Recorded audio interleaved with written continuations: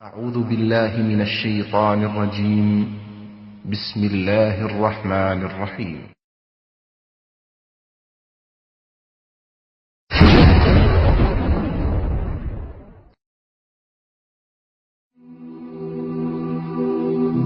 মৃত্যু এমন এক বাস্তবতা যার থেকে কেউ পলায়ন করতে পারবে না। প্রত্যেকটি প্রাণীকেই মৃত্যুর স্বাদ আস্বাদন করতে হবে। আল্লাহ তাআলা পবিত্র কালামে মাজিদে ইরশাদ করেন, কুল্লু নাফসিন যায়িকাতুল মাউত, প্রতিটি প্রাণী ওই মৃত্যুর স্বাদ আস্বাদন করবে। কুল ইন্নাল মাউতাল্লাযী তাফিররুনা মিনহু ফাইন্নাহু মুলাকীকুম, হে নবী আপনি বলে দিন, মৃত্যু যার থেকে তোমরা পলায়ন করছো সে অবশ্যই তোমাদের সাথে সাক্ষাৎ করবে।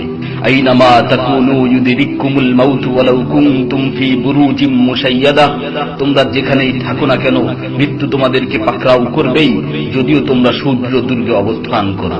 লিকুল্লি উম্মাতিন আজাল, ইযা জাআ আজালুহুম ফালা ইস্তাখিরুনা সাআতান ওয়ালা ইস্তাকদিমুন, প্রত্যেকটি জাতিরই মৃত্যুর জন্য একটি নির্ধারিত সময় রয়েছে। যখন সেই নির্ধারিত সময় চলে আসে তখন তার থেকে এক মুহূর্ত আগ পিছ করা হয় না। এই ক্ষণস্থায়ী পৃথিবী যাকে নিয়ে তোমরা স্বপ্ন দেখছো, এই স্বপ্নের পৃথিবীও একদিন ধ্বংস হয়ে যাবে। কিয়ামতের সময় যখন নিকটবর্তী হবে তখন আল্লাহ সুবহানাহু ওয়া তাআলা নিজের দায়িত্বপ্রাপ্ত ফেরেশতাকে সিংহায় ফুৎকার দেওয়ার আদেশ দিবেন।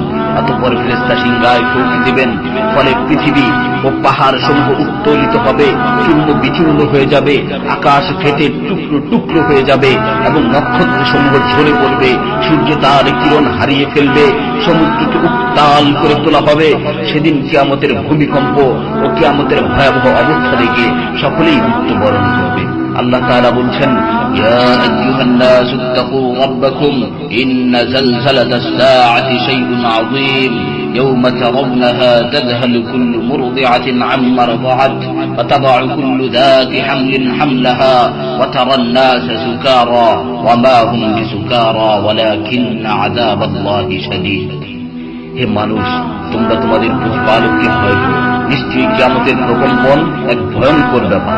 সেদিন তোমরা দেখবে প্রত্যেক স্তন্যদানকারিণী আপন দুগ্ধপোষ্য শিশুকে ভুলে যাবে এবং প্রত্যেক গর্ভধারিণী তার গর্ভপাত করে ফেলবে। তুমি দেখবে মানুষকে পাগলের মতো, আসলে ওরা পাগল নয়, তবে আল্লাহর আযাবই হবে কঠিন। فإذا نفخ في الصور نفخة واحدة وحملت الأرض والجبال فدكتا دكة واحدة, অতঃপর যখন সিংহায় ফুঁক দেওয়া হবে একটি মাত্র ফুঁক, আর জমিন ও পর্বতমালাকে উত্তোলিত করা হবে এবং মাত্র একটি আঘাতে এগুলো চূর্ণ বিচূর্ণ হয়ে যাবে।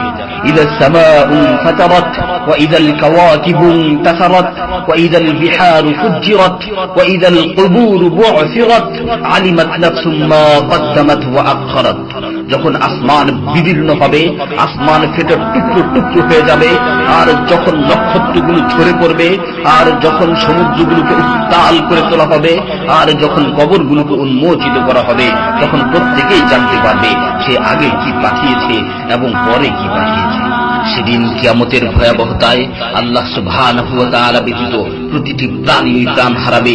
পবিত্র কালামে মাজিদে ইরশাদ হয়েছে, কুল্লু শাইইন হালিকুন ইল্লা ওয়াজহা, সেদিন আল্লাহর মহান সত্তা ব্যতীত প্রত্যেকটি জিনিসই ধ্বংস হয়ে যাবে।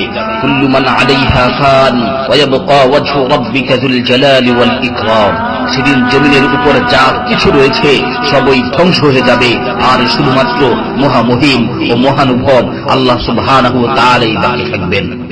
তাফসীরে ইবনে কাসীরে বর্ণিত হয়েছে, যখন ইসরাফিল আলাইহিস সালাতু ওয়াস সালাম সিংহায় ফুৎকার দিবেন তখন সকলেই মরে যাবে। মালাকুল মাউত মৃত্যুর ফেরেশতা এসে আল্লাহ তাআলাকে বলবে, হে আল্লাহ, সকলেই মরে গেছে। তিনি জিজ্ঞেস করবেন, অবশিষ্ট কে আছে? উত্তর দিবে, হে আমার রব, আপনি, আর আপনি তো হলেন চিরঞ্জীব। এছাড়াও বাকি রয়েছে জিবরাইল, মিকাইল ও আরশ বহনকারী ফেরেশতাগণ। আল্লাহ তাআলা বলবেন, জিবরাইল ও মিকাইলের মৃত্যু হওয়া উচিত। মৃত্যুর ফেরেশতা মালাকুল মাউত বলবে, হে প্রভু, জিবরাইল ও মিকাইলও মরে গেছে। আল্লাহ তাআলা জিজ্ঞাসা করবেন, এখন আর কে বাকি আছে? সে বলবে, এখন আমি বাকি আছি ও আরশ বহনকারী ফেরেশতাগণ বাকি আছে। তখন আল্লাহ তাআলা বলবেন, আরশ বহনকারীদেরকেও মরতে হবে, তারাও মরে যাবে। আল্লাহ তাআলা আবার জিজ্ঞাসা করবেন, এখন কে বাকি আছে? মালাকুল মাউত আজরাইল আলাইহিস সালাতু ওয়াস সালাম বলবেন, হে আমার রব, এখন আপনি বাকি আছেন এবং আমি বাকি আছি। তখন আল্লাহ তাআলা আজরাইল আলাইহিস সালাতু ওয়াস সালামকে বলবেন, তুমি তো আমার মাখলুক, সুতরাং তুমিও মরে যাও। তিনি তৎক্ষণাৎ মরে যাবেন এবং শুধুমাত্র আল্লাহ তাআলাই বাকি থাকবেন। অতঃপর আল্লাহ সুবহানাহু ওয়া তাআলা জমিনকে ভাঁজ করে ফেলবেন এবং তিনি 3 বার বলবেন, আনাল জব্বার, আনাল জব্বার, আনাল জব্বার, আমি প্রতাপশালী, আমি প্রতাপশালী, আমি প্রতাপশালী। অতঃপর তিনি 3 বার জিজ্ঞাসা করবেন, লিমানিল মুলকুল ইয়াউম, লিমানিল মুলকুল ইয়াউম, লিমানিল মুলকুল ইয়াউম, আজকের রাজত্ব কার, আজকের সার্বভৌমত্ব কার, আজকের আধিপত্য কার? জবাব দেওয়ার মতো কেউই থাকবে না। তিনি আবার উত্তর দিবেন, লিল্লাহিল ওয়াহিদিল কাহ্হার, আজকের রাজত্ব, আজকের সার্বভৌমত্ব, আজকের আধিপত্য পরাক্রমশালী একমাত্র আল্লাহ। ইবনে ওমর রাদিয়াল্লাহু তাআলা আনহু হতে বর্ণিত অপর এক হাদিসে ইরশাদ হয়েছে, কিয়ামতের দিন আল্লাহ সুবহানাহু ওয়া তাআলা আসমান জমিনকে ভাঁজ করে নিজ হাতে গুটিয়ে নেবেন। অতঃপর বলবেন, আনাল মালিক, আনাল জব্বার, আনাল মুতাকাব্বির, আমি বাদশাহ, আমি প্রতাপশালী, আমি অহংকারী।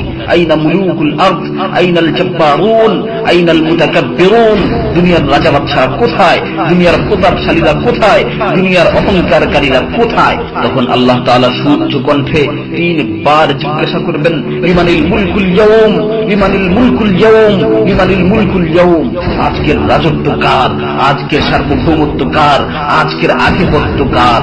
অতঃপর তিনি 3 বার উত্তর দিবেন, লিল্লাহিল ওয়াহিদিল কাহ্হার, আজকের সার্বভৌমত্ব, আজকের রাজত্ব, আজকের আধিপত্য প্রতাপশালী একমাত্র আল্লাহ সুবহানাহু ওয়া তাআলা।